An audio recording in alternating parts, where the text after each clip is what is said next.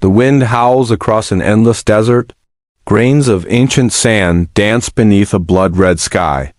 In the distance, a lone figure kneels beside a crumbling stone tablet, whispering words older than time itself. Who is God? And why did he make us bow before him? The ancient scrolls tremble as unseen hands turn their pages. Civilizations have risen and fallen chasing that one question. Kings built temples to reach him. Prophets wept for him and empires burned because they thought they understood him. But what if I told you the true reason we were created is not what we've been taught to believe? Before we continue, tell me, where are you watching from today? Drop it in the comments. And if stories like this one move your heart, make sure to subscribe. Imagine walking through the same desert where prophets once walked. The sky above you isn't just sky, it's a witness. Every grain of sand beneath your feet has seen the rise of nations that claim to know God, and the silence that followed when their pride fell. The air is dry but heavy, heavy with questions that echo through eternity. Who is he, the unseen creator whom no mind can fully grasp, yet every heart instinctively longs for? From the dawn of creation, humanity has carried within its soul a flame, the yearning to understand its maker.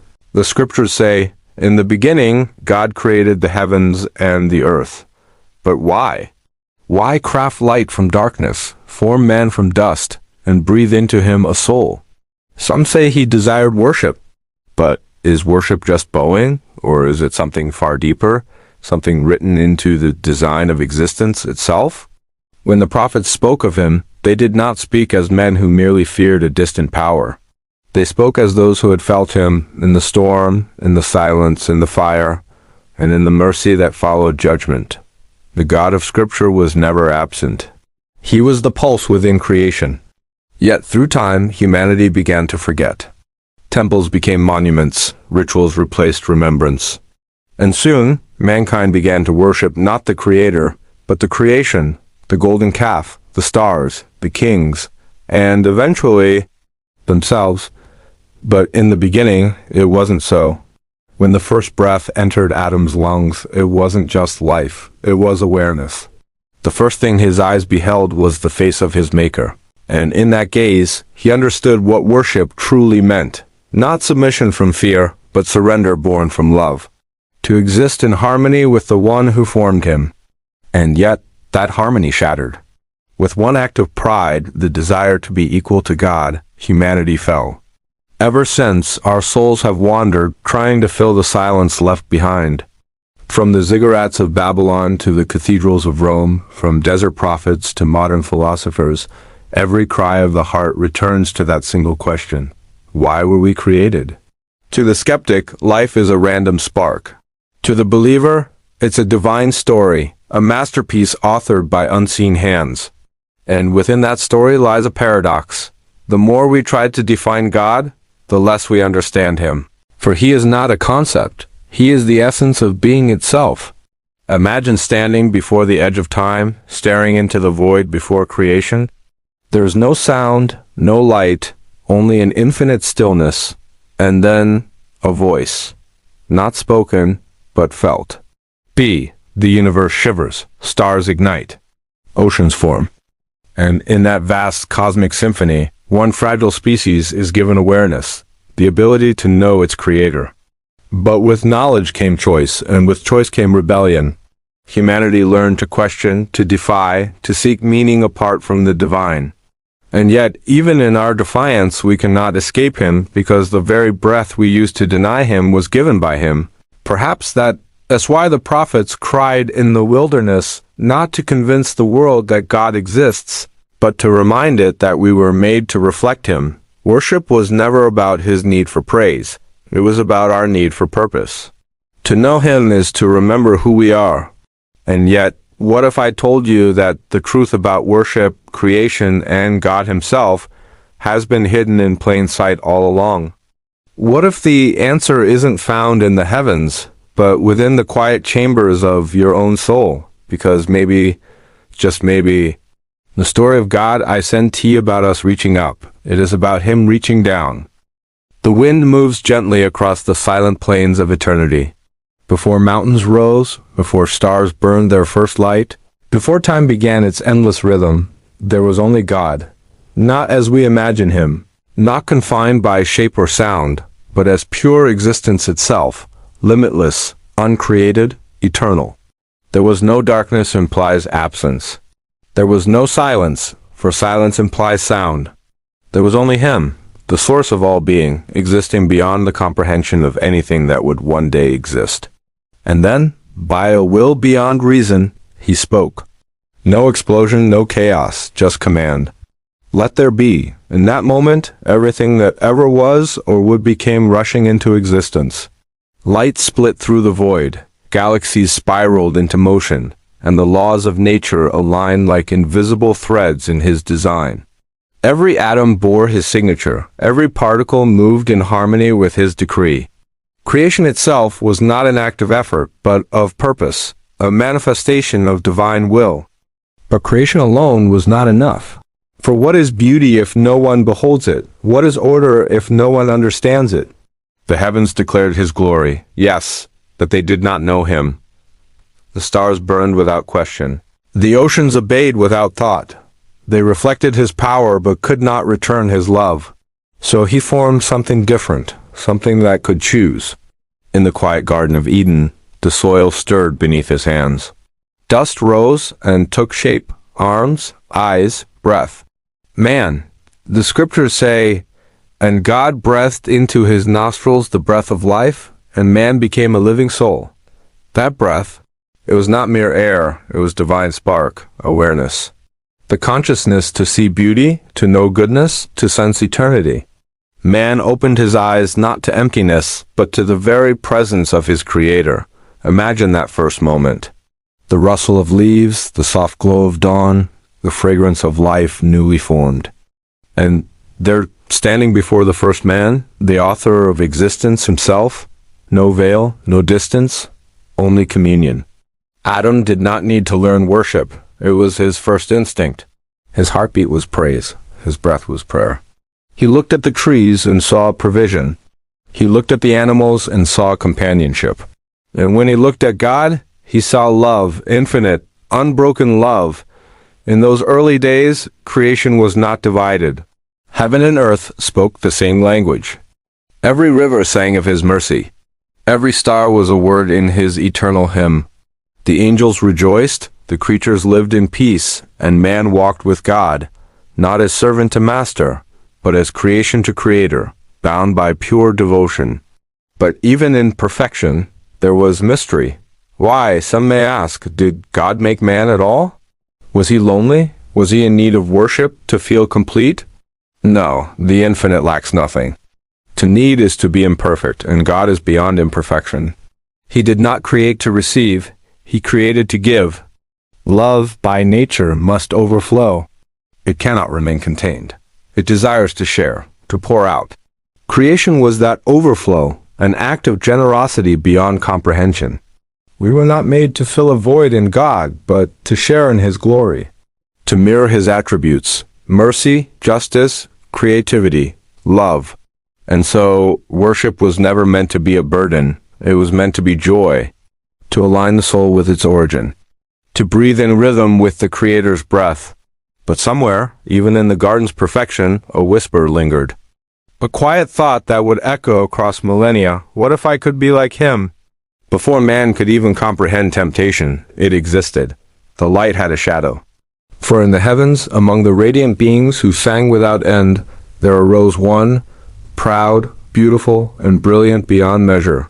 He had seen God's majesty, had stood nearest the throne, and yet envy was born, Lucifer, the morning star, created in splendor, but undone by pride. The scriptures record his cry, I will ascend above the heights of the clouds. I will make myself like the Most High. And in that declaration, creation trembled. For the first time, a creature looked upon the Creator and said, I deserve to be worshipped. Heaven knew no rebellion before that moment. But pride is contagion. It spreads, distorts, deceives. And so, the first war in all existence began, not fought with weapons, but with wills. Lucifer was cast down, his light dimmed, his name cursed. Yet his whisper remained. He would not destroy man by force. He would corrupt by persuasion. And in the garden, that whisper found a listener. The serpent slithered through the grass, its voice gentle, its words sweet. Did God really say? The first seed of doubt, the first distortion of truth. Adam and Eve, the first souls to know perfection, now faced choice, the very gift that made them human. Worship was no longer instinct, it became decision, obedience or defiance, trust or pride. And when they reached for the forbidden fruit, they were not seeking knowledge, they were seeking equality. They wanted to define good and evil without God, to worship self rather than Creator. That single act shattered the harmony of creation. The garden fell silent, the light dimmed. The air, once filled with songs of communion, now carried the weight of exile, and yet, even as man hid among the trees, ashamed and afraid, God's voice called softly, "Where are you?" He did not ask because he lacked knowledge. He asked because he still sought relationship. That question, "Where are you?" has echoed through every generation since. Through temples and synagogues, through cathedrals and deserts, through the silence of human hearts. It is the divine invitation that never ends. Because even after betrayal, God did not abandon his creation. He clothed them. He guided them. He promised redemption. And so the story of worship began anew, not in paradise, but in brokenness. Worship was no longer a reflex of innocence. It became an act of faith. To worship in a fallen world meant to believe in a God unseen, to love a Creator beyond the veil. The prophets would later cry out, "Return to me, and I will return to you." The psalmist would sing, "The Lord is near to the brokenhearted."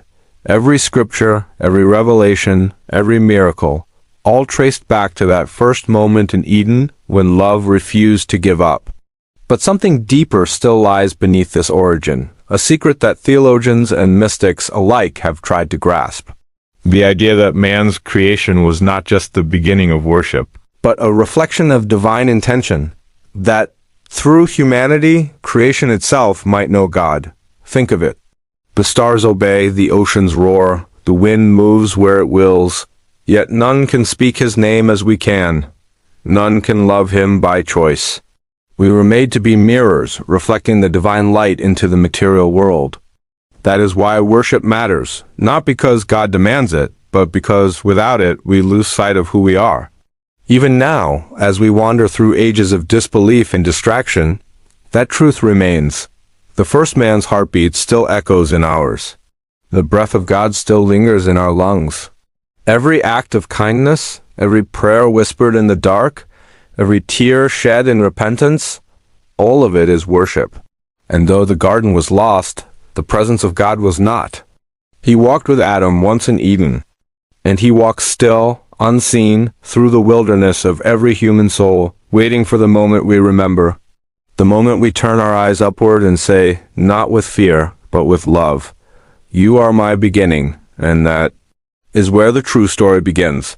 Because from the ashes of Eden, the divine plan continued, unfolding across centuries through prophets, miracles, and wars of faith. A plan not to punish man, but to lead him back to the purpose for which he was made. And that's when the prophecy began to unfold. The years after Eden were not silent. The earth still hummed with the memory of God's footsteps. The rivers remembered his reflection. The mountains still whispered the echo of his voice. But humanity began to forget. They wandered east of innocence, carrying fragments of paradise in their souls. They built homes, families, tribes, and then empires. But the further they walked from the garden, the dimmer that inner light became. Worship, once born of love, became shadowed by fear and pride. The sons of Adam learned quickly that power could imitate divinity. Cain brought his offering, but his heart burned with resentment. When his brother's sacrifice was accepted, jealousy festered like a curse. In one act of blood, he silenced the song of his own lineage. And from that moment, worship split in two, the worship of the humble and the worship of the proud. Generations passed. Humanity multiplied. The earth was filled not only with life, but with noise, voices crying out to gods of their own design.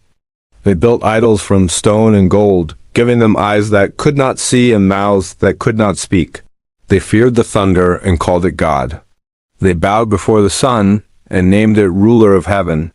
And yet the true Creator watched in sorrow, not anger, for he had given them the freedom to choose, even to forget him. But still, he spoke, through the wind, through the flood, through the quiet conscience that no man could silence. And among men there arose one who listened. In the barren lands of yore, a man named Abram heard a voice, not the voice of an idol, not the echo of human thought, but a divine call that pierced the soul.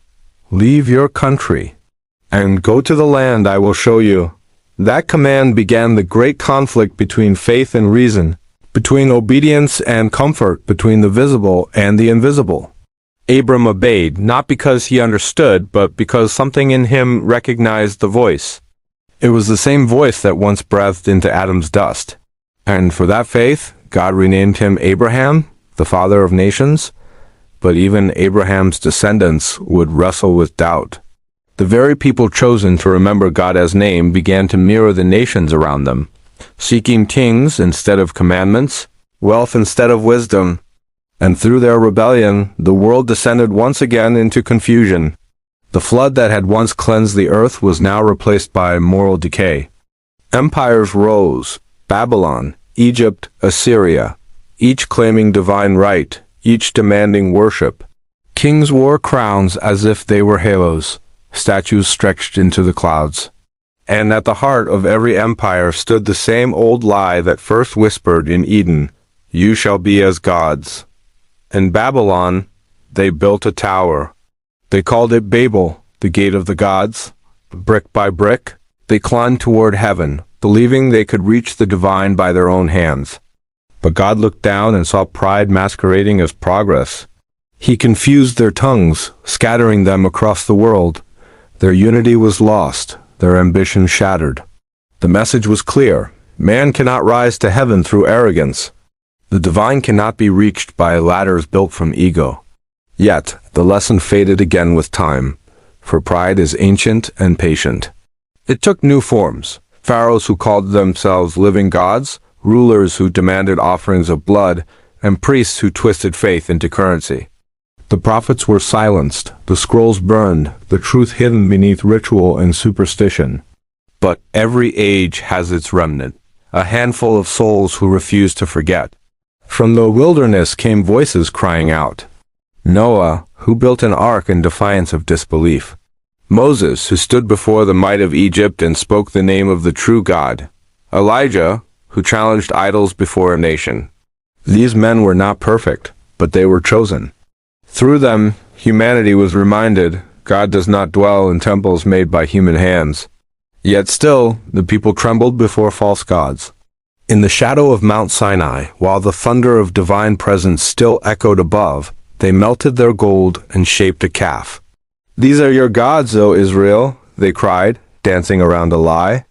Even after seeing miracles, the parting sea, the manna from heaven, they forgot.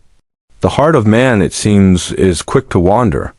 And so the conflict deepened, not between God and man, but within man himself. The soul torn between spirit and flesh, between remembrance and rebellion. To worship is to surrender.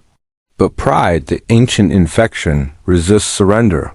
It builds new idols every century, some of stone, others of fame, pleasure, or intellect. The altars changed, but the false gods remained. Then came the kingdoms of David and Solomon, a flicker of light in the storm. Under Solomon's reign, the temple rose, the dwelling place of divine glory on earth. When it was finished, fire fell from heaven, and the people bowed. In that moment, worship returned to its purest form: awe, reverence, love. But gold cannot hold faith. Power cannot preserve purity. Solomon, the wisest of kings, fell to the oldest deception. He loved God, yet his heart turned toward idols built for foreign gods. The same man who built a temple for the Almighty built shrines for false deities. The kingdom fractured, prophets warned. The people ignored. The temple, once radiant with presence, was desecrated, plundered, and burned. exile followed. Chains, deserts, foreign gods. And yet, through all this, the voice of God did not fall silent. It whispered through Daniel in Babylon, wept through Jeremiah in Jerusalem, thundered through Isaiah with the words, "I am the Lord, and there is no other." The prophets were not philosophers. They were messengers of conflict between divine order and human pride. They saw that the real war was never fought on battlefields, but within the human heart. Every empire that rose against God eventually fell. Babylon crumbled, Egypt was humbled, Rome would follow. And through every fall, one truth endured: God cannot be dethroned by his creation. Still, humanity persisted in its rebellion. Even those who claimed to serve him began to worship the idea of God rather than God himself. Faith became a system, ritual became routine, the sacred became political. And in that noise, the still, small voice was almost drowned, because in the darkest silence of history, when the world was lost in idols and philosophies, the promise whispered in Eden stirred again. A Redeemer was coming, not to destroy the conflict, but to end its deception. To show that worship was never about fear or form, but about relationship. And yet, even that revelation would be met with resistance. For the hearts of men cling to control, even in the face of divine truth. Imagine the heavens watching, the angels in silent awe, as the Almighty prepared his greatest mystery. The one who shaped galaxies would soon enter his own creation, not as a ruler in gold, but as a child in a manger. The conflict was reaching its turning point. From the pride of Babel to the humility of Bethlehem, the story was shifting. Humanity, broken and wandering, was about to witness the greatest act of love the universe would ever know. But not everyone would understand it. The world was ready for power, not peace, for thrones, not mercy, for crowns, not crosses. And as light began to pierce the darkness once more, the ancient whisper stirred again. The same voice that deceived in Eden, that tempted prophets, that corrupted kings. It would not yield easily. For when divine truth returns, darkness always fights hardest to remain unseen. And so, the conflict that began with pride would now face redemption. The heavens watched. The earth held its breath. Humanity stood on the edge of revelation. And that's when the prophecy began to awaken. The night sky above Bethlehem shimmered with a stillness the world had never known. The stars did not merely shine, they listened. The air itself felt holy, as if creation was holding its breath. And then, in that silence, a cry, faint, human, divine, the creator of worlds had entered his own creation. The one who spoke galaxies into motion now lay swaddled in cloth, held in mortal arms. Angels who once trembled before his throne now sang over a manger. Glory to God in the highest, and on earth peace, goodwill toward men. This was the moment when the conflict of ages met its answer, when the invisible God made himself visible. Not in thunder or fire, but in humility. He did not come as a conqueror, but as a teacher. Not to demand worship, but to reveal what true worship meant. For centuries, man had sought God in temples, idols, and rituals, trying to reach upward. But now, God had reached downward. The Word had become flesh and dwelt among us. He walked dusty roads. He touched the sick. He ate with sinners. He wept at tombs. Every gesture, every miracle, every word was a revelation that worship was not about the place, but the presence. Not about ceremony, but connection. He said, God is spirit, and those who worship him must worship in spirit and truth. It was a declaration that shattered the boundaries of religion. For worship, he showed, is not confined to walls or rituals. It is the posture of a heart aligned with heaven. It is humility, gratitude, and obedience flowing from love, not fear. When he spoke, people felt their souls stirred in ways no priest or philosopher could achieve. The blind saw not only light but truth. The lame walked not just in body, but in purpose. And the poor, the forgotten, the broken, they discovered that they too were known and loved by God. Each miracle carried a message. When he calmed the storm, it was not just nature obeying him. It was creation recognizing its master. When he multiplied bread, it was a reminder that the one who fed Israel with manna still sustained his people. When he raised the dead, he declared that life itself bowed to his command. But the greatest revelation was not in his power, but in his patience. He washed the feet of those who would betray him. He healed those who would later shout for his death. He prayed for those who pierced his hands. And in those moments, the true nature of God was unveiled. Not distant, not wrathful, but merciful beyond comprehension. The prophets had spoken of him for generations, the suffering servant, the Prince of Peace, the Word made flesh. Yet when he came, the world looked away. Because truth, when it shines too brightly, exposes the darkness we've grown comfortable in. The religious leaders, threatened by his authority, accused him of blasphemy. The politicians, afraid of his influence, sentenced him to death. And as he hung upon the cross, the very creation he had shaped mocked him, but they did not understand that even this suffering was worship. For in his surrender, he revealed the deepest truth of all, that love is the highest form of worship, and sacrifice the truest expression of it. The heavens darkened. The earth shook. The veil of the temple, that ancient barrier separating man from God, was torn in two, from top to bottom. Not by human hands, but by divine will. It was the sound of separation ending. The distance between the Creator and creation collapsing forever. In that single act, all the prophecies, all the covenants, all the sacrifices of old found their fulfillment. The Lamb was slain, and the curse of Eden began to break. But that was not the end. 3 days later, the tomb that held his body could not hold his glory. The stone rolled away, not so he could escape, but so humanity could see.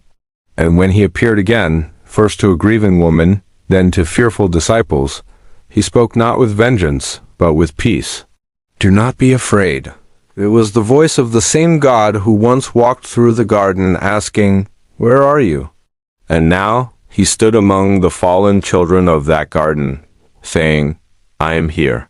The resurrection was not just a miracle. It was revelation. The proof that life, love, and worship could never be destroyed. The Creator had entered death and conquered it. From that moment onward, the definition of worship changed forever. It was no longer bound by sacrifices or rituals. Worship was now the life that mirrors his, a life of compassion, humility, forgiveness, and love. He told his followers, "Go into all the world and make disciples." But what he truly meant was, carry this truth. Carry this love. Show the world that worship is not about bowing down before stone, but lifting others in grace. Through the centuries that followed, this truth spread like fire, through persecution, through faith, through blood. Men and women sang in prisons, prayed in catacombs, and faced lions with hymns on their lips, because they had seen what kings and scholars could not, that God was not just to be worshipped, but known. And still, humanity struggled. The old patterns of pride returned, clothed in new forms. Churches of power, wars in the name of faith, doctrines twisted into control.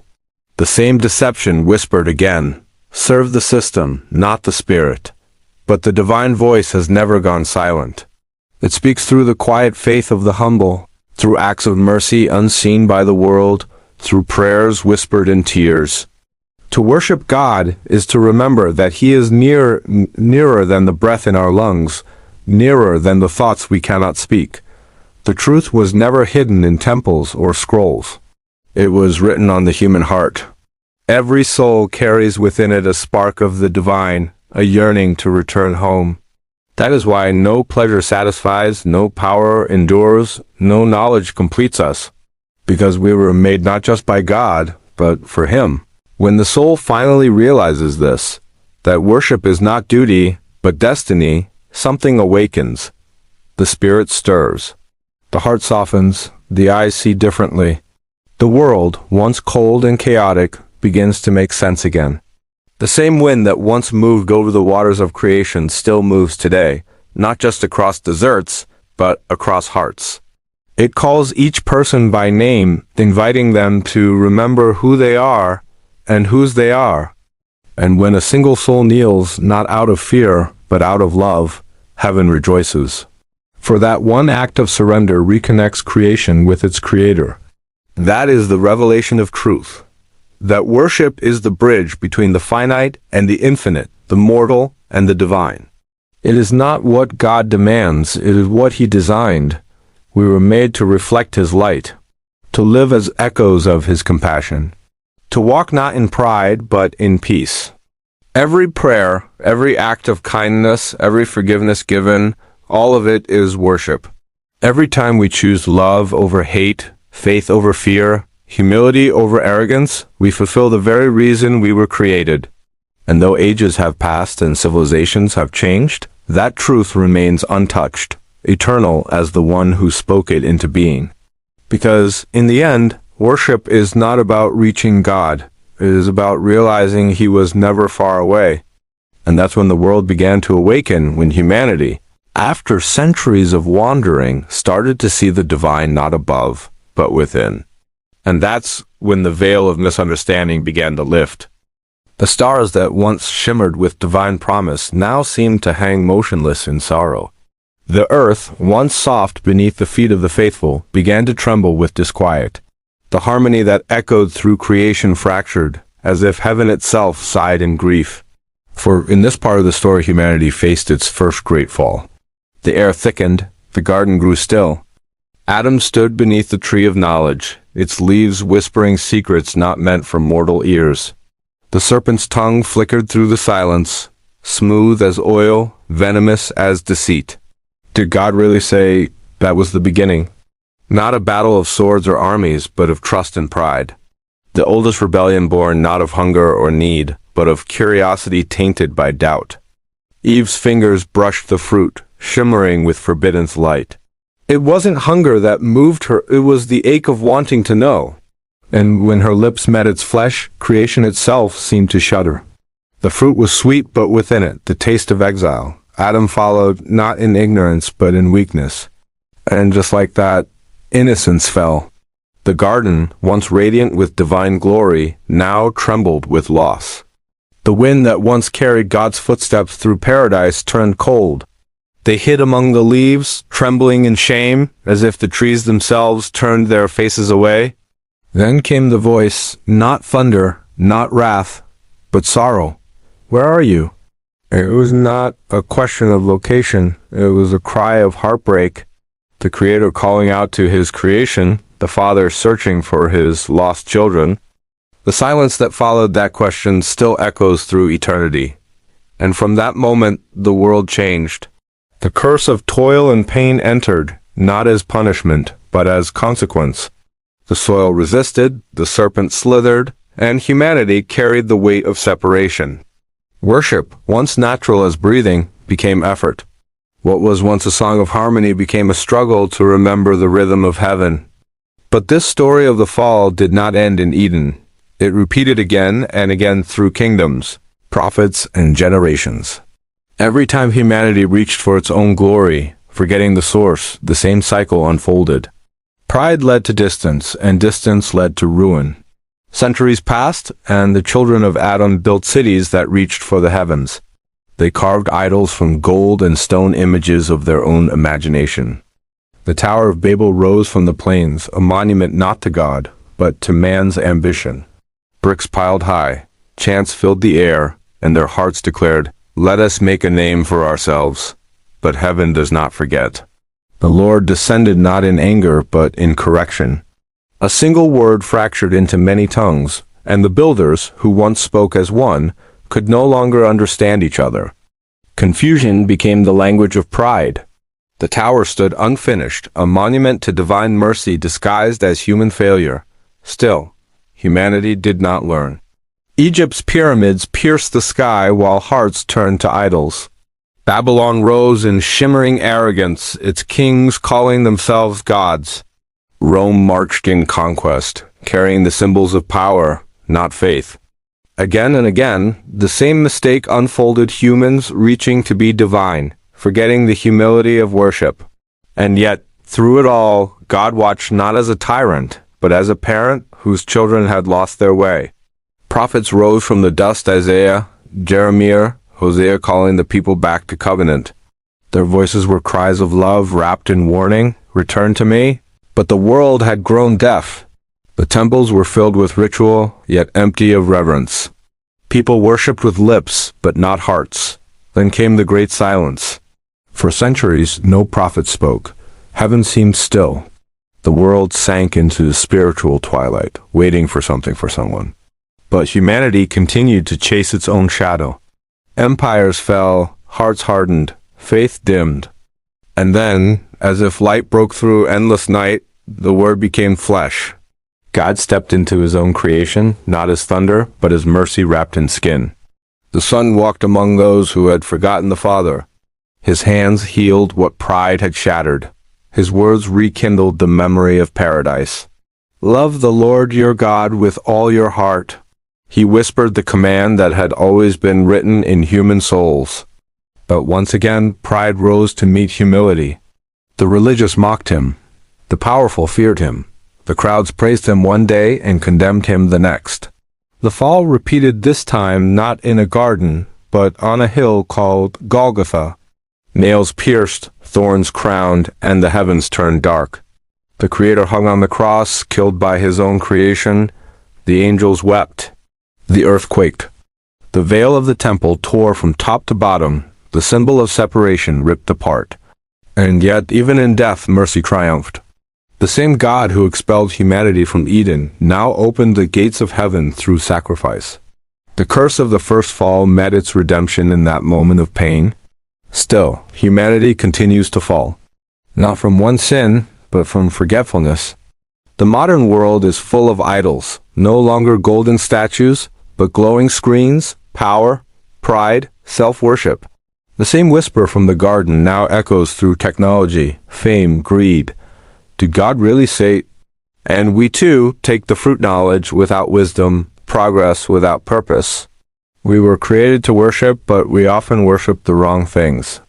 We seek meaning in what fades, and in doing so, we drift farther from the eternal. The fall is no longer one event. It's a pattern, repeated by every generation that forgets who gave them breath. And yet, even now, the same voice still calls, gentle and patient. Where are you? It echoes through the noise of modern life, waiting for hearts to answer. The fall was not final. The turning point of creation is not destruction, it is choice. Every act of worship, every prayer, every return to faith is a reversal of Eden's mistake. For the true purpose of worship was never to exalt God as ego, it was to heal our distance from Him. Worship restores what pride shattered. It's the bridge between the dust and the divine. And so, as the story bends toward its revelation, one truth emerges quietly through the centuries of rebellion and grace. Humanity was never meant to rise above God, but to rise through Him. And when we finally understand that, perhaps the garden will no longer be lost. The world has always been a stage for revelation, where light and shadow meet, where heaven brushes against the edges of human frailty. Every mountain, every tear, every act of worship throughout time has been leading to this one truth, the truth that creation itself has been whispering since the first dawn. God was never distant. He was not an emperor watching from the clouds, nor a silent judge waiting for failure. He was, and always is, the breath behind existence, the reason hearts beat, the melody within all creation. Close your eyes for a moment. Imagine the wind that swept across the waters in Genesis, the same wind that parted seas for Moses, the same whisper Elijah heard on the mountain. It is the same spirit that hovers even now, moving through unseen realms, holding the universe together. That is God. Not bound by form or time, but alive in every pulse of creation. From the beginning, He did not create humanity because He needed worship. The infinite requires nothing. He created us because love demands expression. Just as light naturally radiates, so divine love poured itself into being, shaping the heavens, the earth, and finally the human soul. We were made in His image not to be gods, but to be reflections, living mirrors of His glory. Worship was never servitude. It was communion, the language of love between Creator and creation. But when humanity turned away, that reflection shattered. Sin wasn't just disobedience, it was forgetfulness. We forgot who we were, and in forgetting ourselves, we forgot Him. The story of humanity became a long echo of that first amnesia, as people tried to fill the silence left by the absence of divine connection. Temples rose, rituals multiplied, and philosophies were born, all attempts to return to what was lost. Yet God's plan was never to abandon, but to redeem. Every covenant, every prophet, every act of grace was a thread weaving redemption into history. From Noah's Ark to Abraham's promise, from Sinai as thunder to Bethlehem as quiet cry, the same love unfolded in countless forms, calling us home. And when the world could no longer find its way back, heaven stepped down. The Word became flesh, not a distant decree, but a living answer.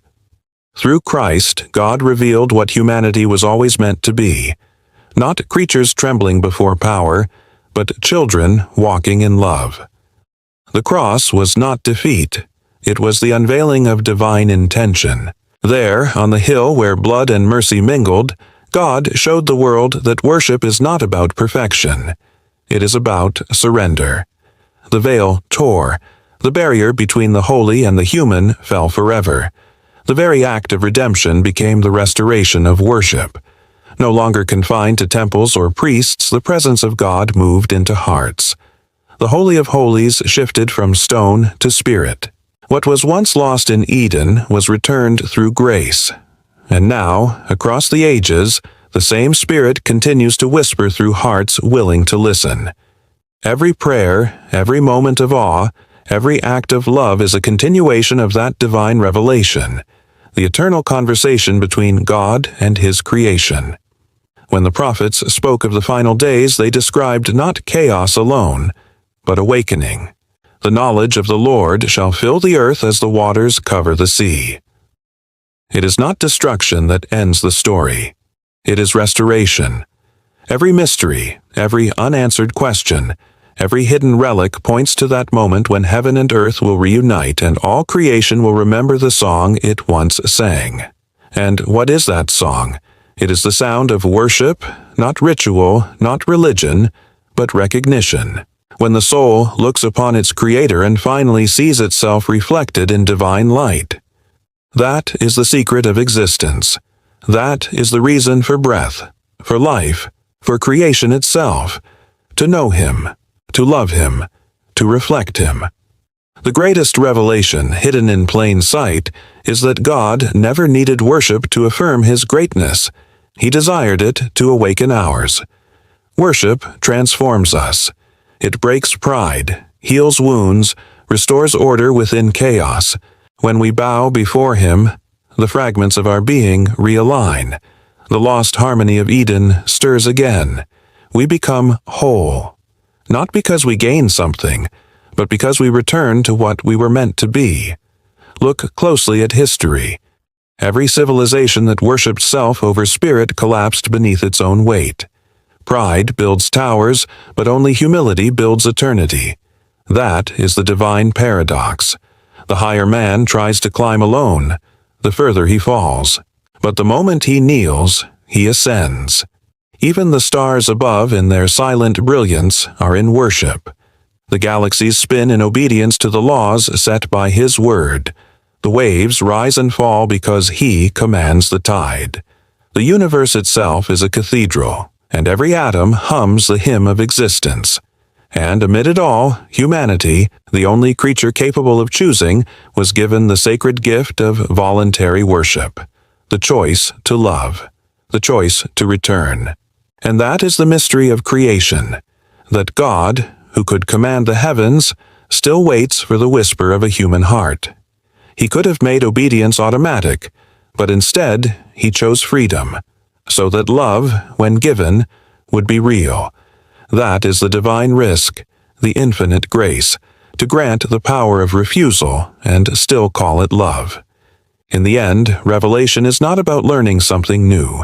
It is about remembering what was always true, that we were created not just to exist, but to echo eternity. That every breath we take is borrowed grace, every sunrise a reminder of mercy. That life itself is worship, when lived in awareness of the one who gives it. And so, when we ask, who is God? The answer is not found in theories or arguments. It is found in the quiet moments between heartbeats, where awe meets humility. God is the artist, and we are his living canvas. He is the beginning and the end, the voice in the silence, the fire in the soul. Why were we created to worship him? Because in worship, the distance disappears. The creature touches the Creator. The dust remembers the breath that gave it life. And for that sacred moment, all of creation aligns, heaven, earth, and soul, as it was in the beginning, and as it will be forevermore. So when the wind moves through the trees, when thunder rolls across the mountains, when tears fall during prayer, know that these are not random sounds. They are echoes of the original harmony, the universe remembering its maker. And someday, when time folds into eternity, every question will fade in the brilliance of revelation. Then, with one voice, creation will whisper the truth it has always known, that he was never far, that he was never silent, that every heartbeat, every sunrise, every act of love was him, calling us home. And we, who were made from dust yet destined for glory, will finally understand the purpose of our existence, to know him, to love him, to worship him. The wind quiets. The story slows its pulse. And as the echoes of revelation settle, what remains is stillness, a sacred kind of silence that feels almost alive. It is the silence that falls after understanding, after the veil of mystery is gently lifted and the heart begins to see with new eyes. For all our searching, all our striving, all our questions about who God is and why we were created, the answer has always been simple, almost heartbreakingly so. We were created for relationship, not to fill God's need, but to fulfill our own purpose, to know the one who breathed us into being. Worship is not an obligation. It is homecoming. The story of humanity has always been the story of forgetting and remembering. Each generation forgets what the first once knew, that life in its purest form was communion. In the beginning, Adam walked with God, spoke with him, laughed in his presence. There was no separation, no fear, no religion, only love. Worship then was not kneeling. It was being. It was living in awareness that every heartbeat echoed his name. But when pride entered, distance was born. And so began the long journey of return. Every act of faith throughout history, every altar built, every prayer whispered, every psalm sung through tears, was humanity reaching for that lost closeness.